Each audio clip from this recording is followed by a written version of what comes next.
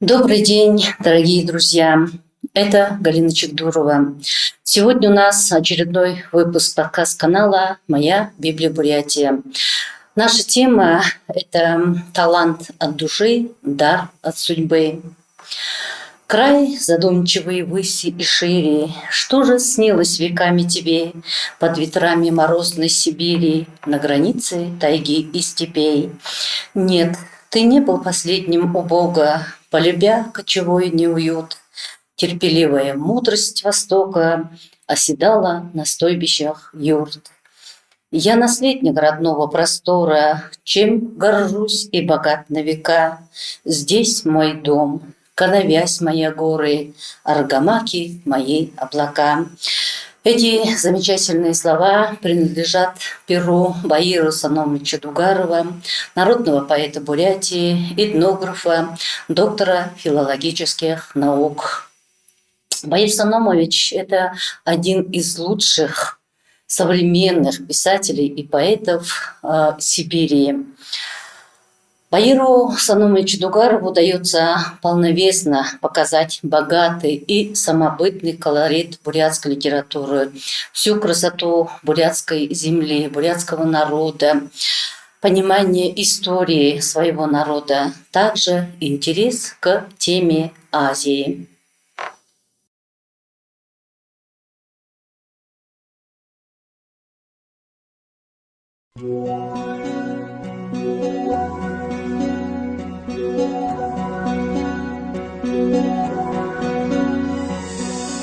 Баир Саномович Дугаров родился в глубине Саян, недалеко от величайшей вершины Сибири Мункус-Ардык, поэтому неудивительно, что природа прекрасного края так органично и полно вошла в его стихи.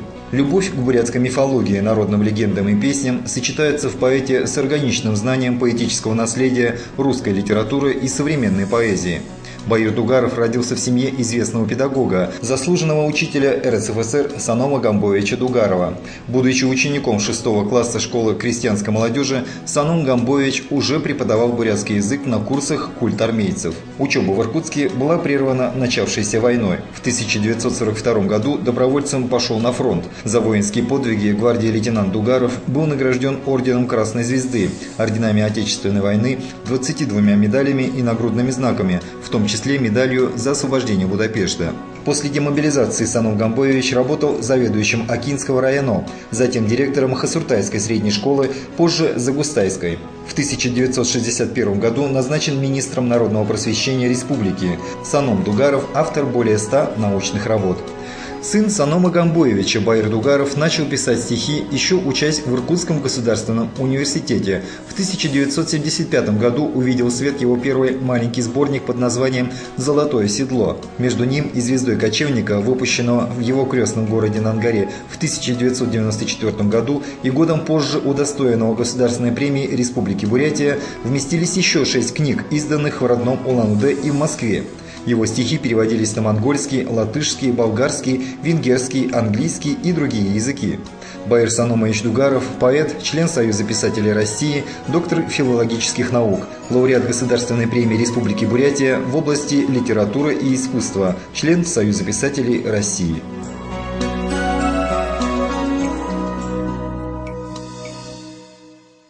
Баир Саномович, сәмбәйна. Это их вайстевенапты. Мы рады видеть вас в нашей библиотеке. И, конечно же, хотим сказать, что вы автор прекрасных поэтических сборников, которые вышли в Улан-Удэ, в Иркутске, в Москве, в Элисте. И скажите, пожалуйста, как начался ваш писательский путь? Могу сразу сказать, что я с детства вынашивал надежду и мечту быть поэтом. Ну, конечно, так громко сказано, поэтому, видимо, все-таки рождается, но я это понял, что это все-таки истина, что поэтому рождаются. Но, наверное, этому способствовало то, что я родился в литературной семье. Мой отец был преподавателем литературы, и мама была преподавателем истории. Поэтому у нас в доме как бы царила гуманитарная обстановка и учительская такая среда. Вот, и я очень много читал с детства. И у меня были уже какие-то мои ориентиры в области поэзии. Ну, начиная с Пушкина, хотя в то время литература была ограничена по идеологическим причинам. И потом только я догонял, да, у других авторов и так далее. Но в детстве я какой-то основной багаж, конечно, Пушкин. И это мне давало возможность вот писать. И первое свое стихотворение написал в 9-летнем возрасте, находясь, когда мы жили в селе Арбузово, в Северинском районе, там Загустяйской средней школы, где отец был директором школы, а я там был учеником, по-моему, 3 класса или 4-го, 9 лет мне было. Мишка любит мед, он пошел за медом, по дороге лапу он сосет и все думает про мед. Все замечательно. Забавно. Это называется мечты сбываются, да? Ну, Все-таки вы мечтали, и, как говорится, исполнилась мечта. Вот вы пишете много стихов, да? Какие ваши самые любимые, скажем так? ну, трудно сказать, потому что у меня мама говорила, вот, что все равно, что пальцы, да, у человека на руке, да, вот какой из них, вот большой палец, он вроде крепкий, такой должен быть, больше нравится и так далее. Или там указательный, который считает себя очень самым мудрым, да, потому что он указывает на все. Вот. Или вот этот безымянный палец, которым наши предки брызгали небесам, вот тоже почитаемый палец. Вот. И даже мизинец тоже, он имеет большое значение. Да? Ну, одним словом, также и стихи. Они вот как пальцы на руке человеческой, да, вот так же. Трудно мне выделить эти стихи, но есть действительно, которые мне больше нравятся, которые как-то помнятся, которые, ну, больше выражают те события или те ощущения, которые жили во мне и которые до сих пор существуют, эти переживания, да, вот это. Ну да. Вот, ну, могу несколько стихотворений прочитать, да. Конечно. Степь на мохнатых конях пронеслось мое смуглое племя, возносило, карало его пощадное время. Молоко матерей безымянных дарило бессмертие, и пришел мой черед появиться на горькой планете. Степь моя из провала веков, из рассеянной тьмы, по извечному кругу плывут неподвижно холмы. Я трава в человеческом облике, только мгновение бесконечного этого круговращения. Знаю истину, мертвые вечные корни живых, корни дальних потомков твоих и моих. Степь, спасибо тебе за сказания, ветра, небосклоны, и прости, что страшусь твоего материнского лона. Вот еще одно почитаю, одну-два стихотворения.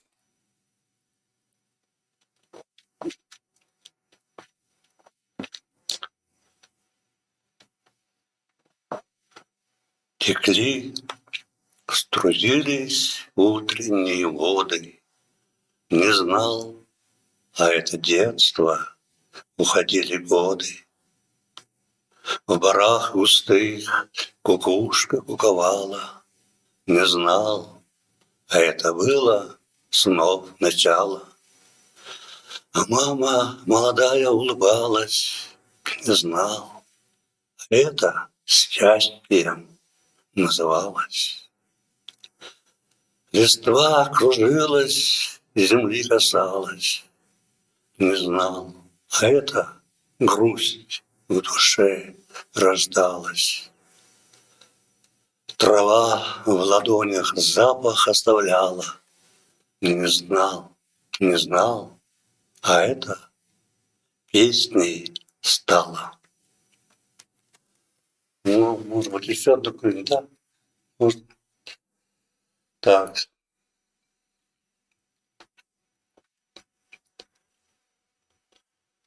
Тебе, когда любили землю, небеса, и пламя страсти гея исторгала, и на ресницах Азии слеза приобретала контуры Байкала. Сошлись луна и солнце в синеве. Знай, это память о тебе.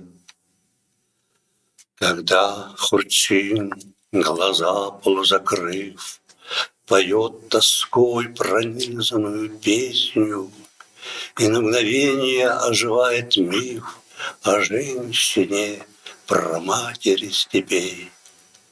Знай, это песня о тебе. Когда уставший от планеты Бог скрывается в ночной тиши Вселенной, вновь в самую стальную из эпох струится лунный свет благословенный по облакам, аллеям и траве. Знай, это нежность о тебе. Когда в порыве мир спасти струной я от бессилия задыхался смертный, вселился в сердце нежный образ твой и примирил мое мгновение с бездной. И тихо благодарен я судьбе. Знай, это только о тебе. Замечательно. Баир Санаович, какие вы любите читать книги? Я люблю читать хорошие книги. А под хорошими книгами я подразумеваю те книги, которые оставляют след в душе, заставляют тебя задуматься над жизнью, над историей, над людьми, нашими человеческими отношениями, ну, обо всем. И, конечно, о себе, о своем месте в этом мире заставляет тоже задуматься, помогает задуматься, да. Вот. Но я думаю, некоторые были как-то разнообразны. Вот я читал, кажется, без особого такого порядка, да. Хотя вот Гегесе, один из моих любимых авторов, немецкий писатель, он призывал, что надо как-то выстраивать эту всю систему чтения книг, чтобы потом складывалось какое-то, ну, объемное представление о мире, о прочитанном. Но у меня, видимо, так и не получалось. Я читал довольно спонтанно, но могу выделить, может быть, несколько книг для меня, которые важные, и до сих пор я их стараюсь перечитывать, не прикасаться. Это, наверное, моя настольная книга моего детства. Это «Мифы и легенды Древней Греции». Автор Кун. Вот мы жили тогда в школьной ограде, это в селе Тахой. И вот эта книга у нас как-то среди моего поколения, с моих ровесников, она буквально, мы все зачитывались, и все это знали, и там играли персонажи из Олимпийского пантеона, начиная с Зевса, там, Геры, там, жены его и других, там, ну, конечно, Геракл и так далее. Все это мне стало очень близко, хотя и я до сих пор эти всех героев помню, действительно, это вечная книга. Вот. Но тогда, к сожалению, я не знал своих родных бурят-монгольских богов. Вот. Только я аж потом, когда подрос, время такое, была такая эпоха, идеология другая была, да. Я стал этим интересоваться пристально, изучая свою родословную, свои корни, да, и историю наших монгольских народов. И тут я, конечно, без пантеона нельзя было обойтись. Я, конечно, вот пантеон среди монгольских богов. Вот, я уже изучал и заголовок стариков. Правда, мало стариков оставалось, но я все это черпал из из источников, которые, слава Богу, нам оставили в своих записях Ангалов, Жамсрану, Валдаев, вот, Бадасон и другие наши большие ученые.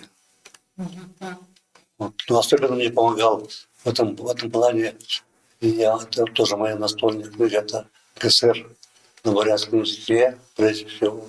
Здесь переводы я читал. Это тоже неисчерпаемый кладезь народного знания, народной памяти. И все наши герои, главные герои СССР, и все наши бурят-монгольские божества, там они присутствуют, там они сохранились для потомков, для нас, для потомков.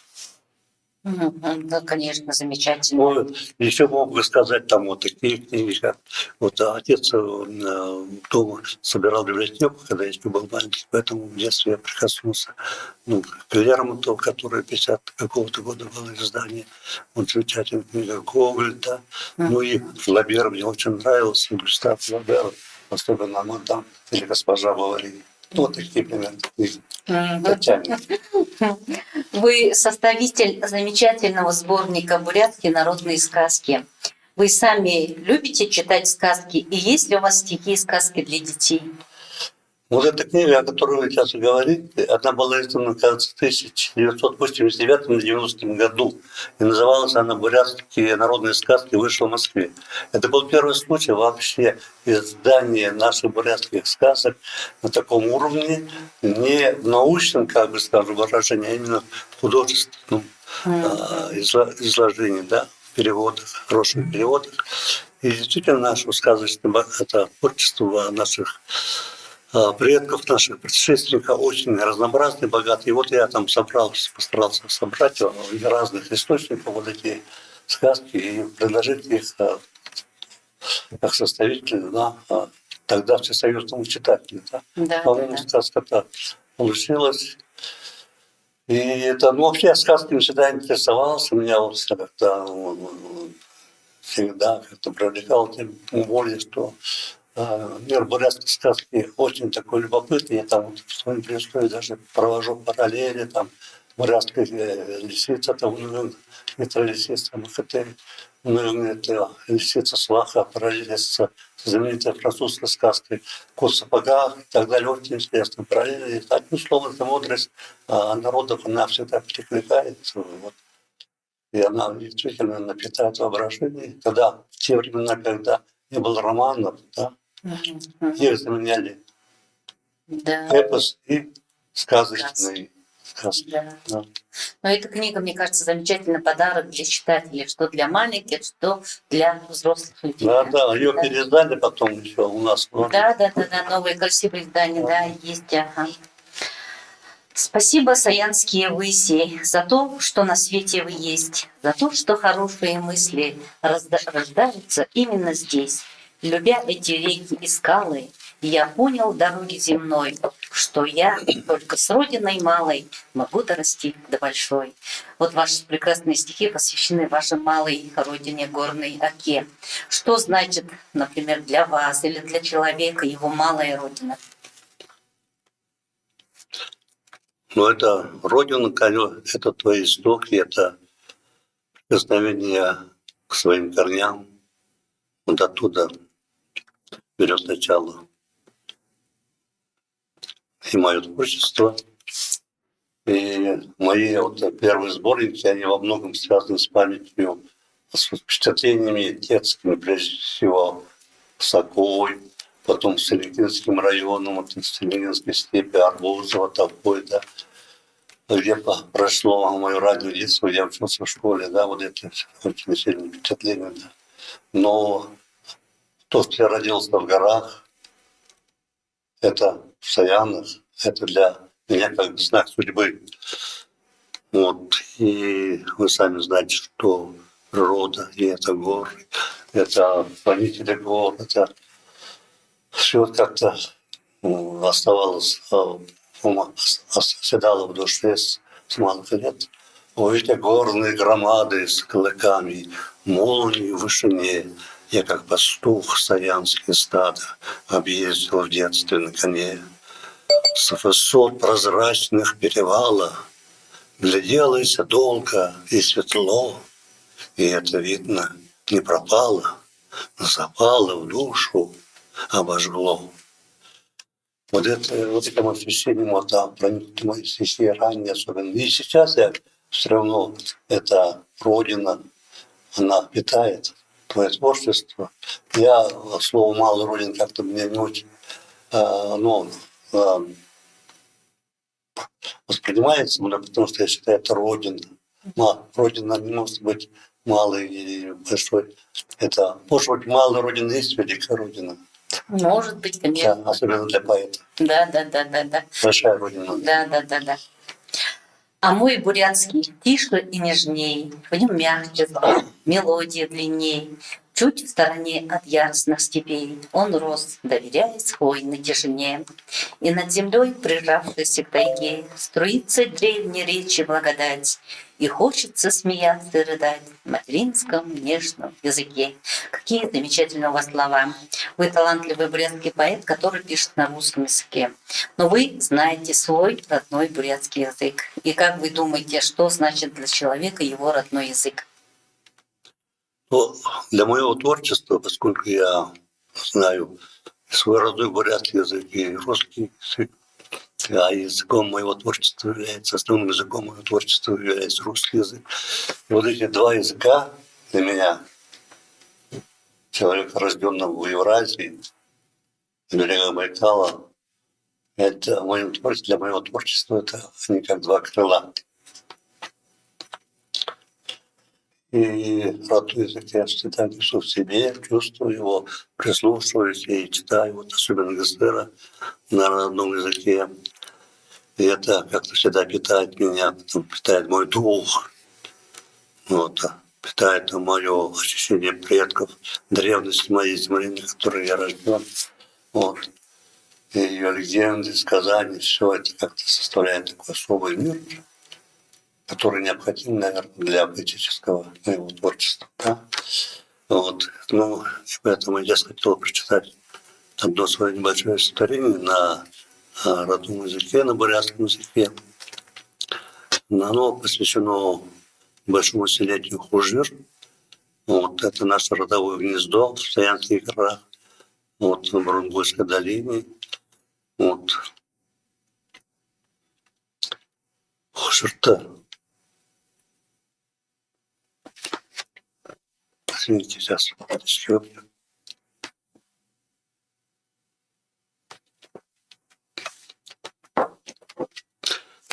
Хадим голе, долгнут мета, хайратананем, жалмут умерна. Харгим кедиш холла байбашья, хан хулин, хормайон, ихитеем да. Хожар, элин севудем, нутык, Хобе заянем алтын болак. Туби дылхем сыргышынга, торык шолум нымдахангдана. Ахын арвын горвын хайрсын хатнутта. Айга сайга дежин дұрдың ургнам. Айын замда. Далите балдык. Акта хулыгне нютактым большина. Да. Это все предельно зазухом бить. Хотела добавить всего после о том, если что вы заговорили о бурятском языке. Вот, я вот сейчас пользуюсь случаем, хотел бы сказать еще вот о чем. Вот. У меня есть стихи, написанные на, как мы сейчас говорим, старомонгольском языке, на небесном письме, да, ну, на вертикальном письме.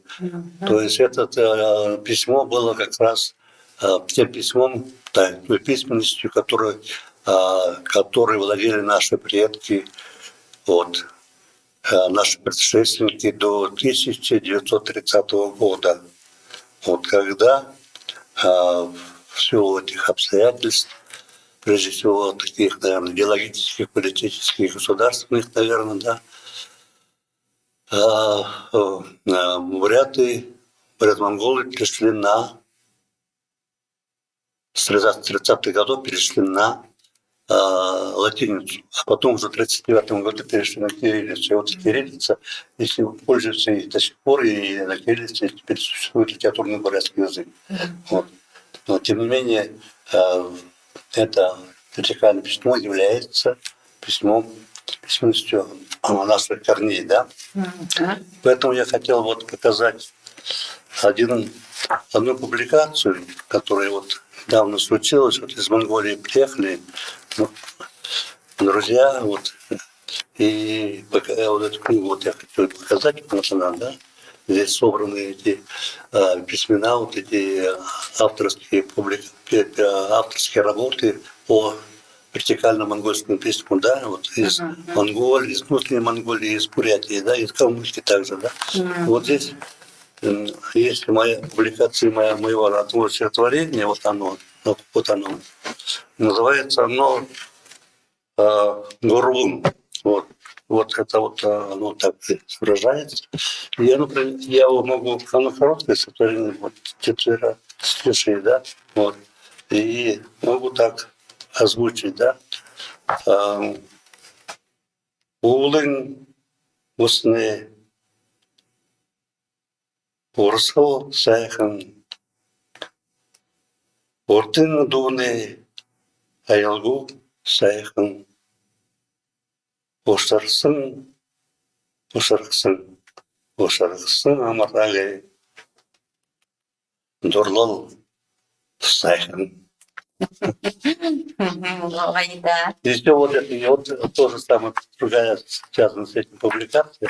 В журнале «Байкал» с первого номера этого года, вот «Байкал» журнал, вот выходит дневник 2011 года под названием «Питьева травинки». Это я вел в 2011 году дневник, вот сейчас подготовил к печати, и вот журнал «Байкал» любезно согласился напечатать мои вот эти записи годичные от 1 января 2011 года по 31 декабря того же года. Да?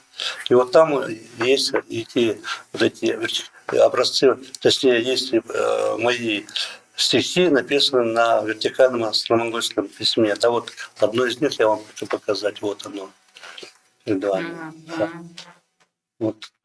Ну, эта публикация будет, наверное, длиться еще в февральский номер, вот скоро, недавно вышел, наверное, будет мартовский номер. Там вот эти стихи и мои тексты, связанные с событиями 2011 года, будут публиковаться. Ну, конечно, обязательно почитаем.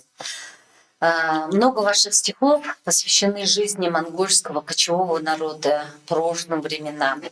Когда вы начали интересоваться историей бурят-монголов? Наверное, я начал интересоваться так. Я всегда как-то интересовался, я не знаю, когда я вот в Баку приезжал на русскую родину, да, я буквально вот эти больше времени проводил в беседах с пожилыми людьми, со стариками, с бабушками. Да. Вот, даже меня в шутках молодые вот называли Тавой, то есть, дедушка, да, дед там. Вот, и я тогда верхом на лошади я ездил в все долины наши акинские, вот, успел поговорить со стариками, с знатоками старины, которые очень много знали и просветили меня по поводу нашего происхождения, наших предков, наших легенд. О Гесвере, сколько они тоже рассказывали, да. Вот. И все это, конечно, осталось в моей памяти, и я обогатил с малолетства мое представление о мире, о моих истоках. И поэтому я вот начал этим интересоваться, я понял, что вот человек, конечно, вот начинается с его истоков. Иногда мне приходит в голову, может быть, это слишком громко сказано, что мне, вот, например, вот там 70 с лишним лет сейчас, да, вот. А мне иногда кажется, что мне, наверное, как минимум 1000 лет. Вот такое странное ощущение. А благодаря чему оно происходит, не знаем. Мы от того, что вот когда людей ГСР читаешь, да, когда сказания, когда родословно рассматриваешь, когда сокровенные сказания монголов там обыграли Чингисхана и его юношеских годах, и о его идеях, которые воплотил он в создании первого в мире монгольского государства, которое стало со времени Евразийской империи, да, вот и многие такие другие вещи, они как-то заставляют думать, что человек все-таки он не рожден конкретно по паспортным данным, а он, если интересуется своей историей своих предков, своего народа, своего племени, да, это удлиняет его возраст. Да, конечно. Мне так кажется. Да. Это же очень много, извините, Да. истории. Это же какое пространство и время. Вот. Да. И вот на ваши стихи написано много песен. У меня вот такой вопрос. Вы предлагаете композиторам свои стихи или, наоборот, композиторы сами выбирают ваши стихи?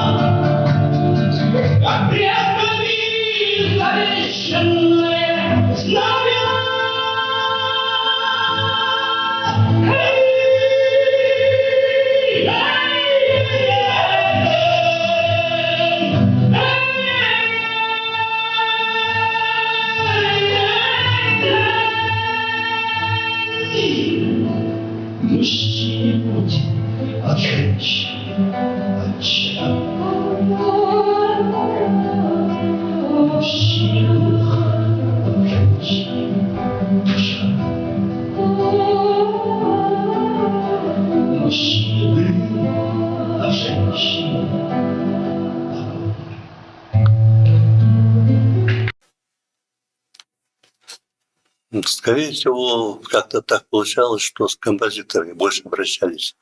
Вот, к моим стихам. Вот. Пожалуй, самым первым был это замечательный наш композитор Гордо Шапилов. Мы были, кстати, с ним соседи, жили на Барсоево, да. Вот он знал, что я поэт, у меня моя вторая книжка вышла в Иркутске сначала, потом в Улан-Удэ. Вот. А он, видимо, нуждался в текстах. Вот. И когда узнал, что я вот такой пишущий человек, да, и он это начал меня окучивать, что называется, да, Баир. И он только был очень живой, приятный, отзывчивый человек, говорит: давай. Пишет, зачем мне дал болванку, а я хотел вот под болванку что-то такое, то ли обами, то ли что. Я мучился, я оставил это дело, а потом он увидел мой другой стихотворение, очень ее, он сразу, у него отлегла, это стихотворение легло на музыку, текст. Вот. И там еще назад петь «Ахти-ахти» родилась песня, вот ее пели. Он мне говорил: Баир, знаешь, вы должны заботиться о наших стихах и о музыке, потому что это наши дети, мы их родители.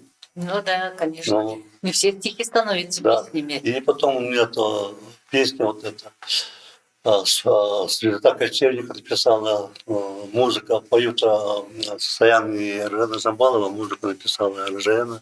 Вот тоже они сами эту музыку сочинили как-то, да, на мой текст, который им пришелся по душе. Потом вот их дочь Суэжин, да, тоже она такая талантливый человек. Она там несколько песен, даже больше, чем несколько там написала музыку.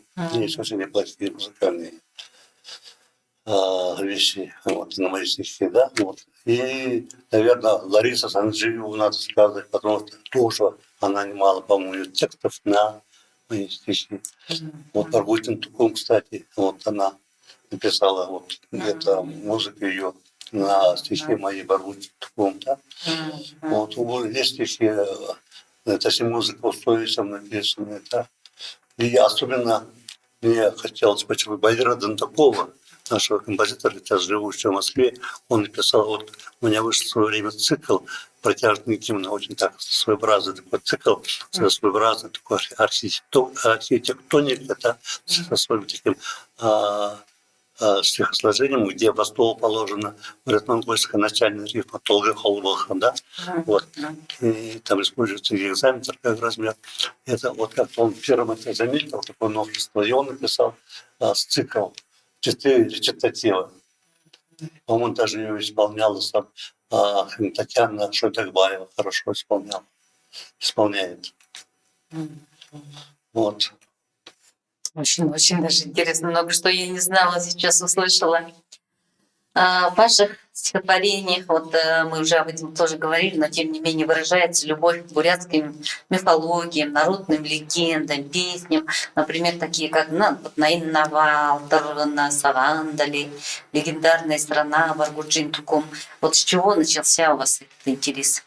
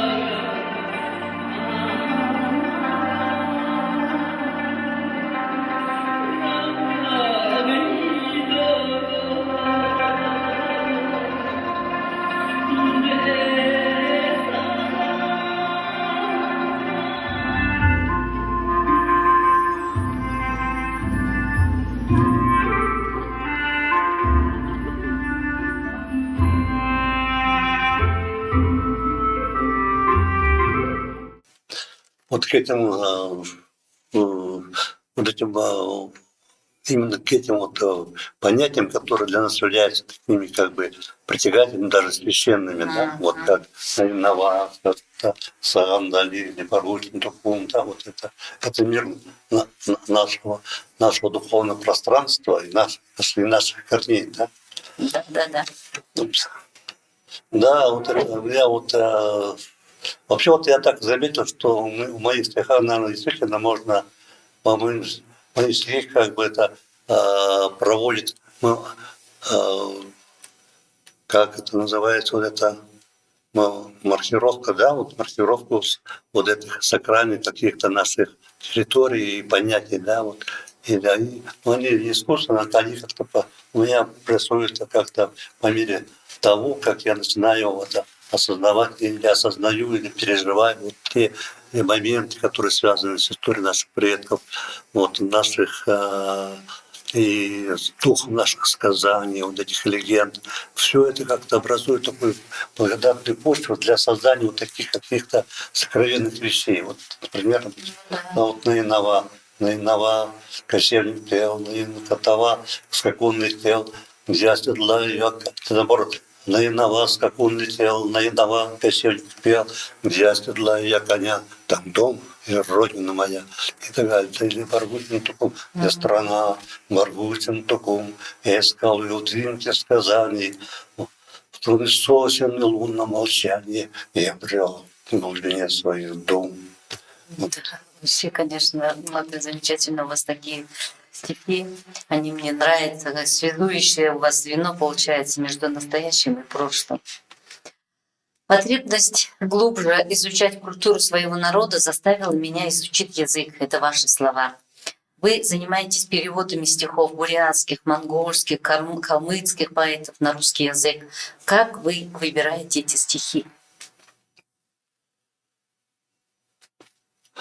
Ну, прежде всего, наверное, по-разному. Наверное, скорее всего, больше всего благодаря личному знакомству, общению.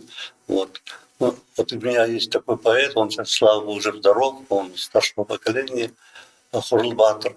Я его стихи прочитал в журнале «ЦОК». Это монгольский такой журнал литературный, выходил где-то в тех годах, в 70-х, 80-х годах.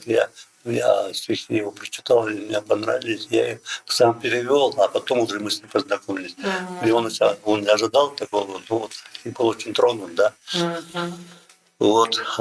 Или вот Хангай Сайхан, я его хорошо знаю. Кстати, он мой переводчик, он хорошо знает русский язык, он переводит мои стихи с русского на монгольский язык.